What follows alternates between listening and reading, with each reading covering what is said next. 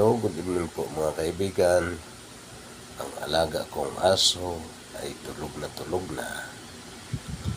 Inunahan na naman ako matulog. Tumapat siya sa electric fan. Ayan siya. Mamaya po, maghanap na naman to ng lamig ng aircon. Oo, narinig yung salitang aircon.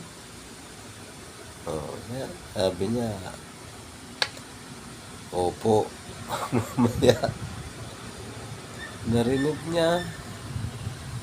Ayan siya. Hindi na matulog ka na mamaya kung magbubukas ng aircon. Oo, mamaya, magbubukas ako ng aircon, matulog ka na. Dulo ng dila mo itim. Pinakita mo pa. Hindi na matulog ka na. Okay po mga kaibigan. Thank you for watching.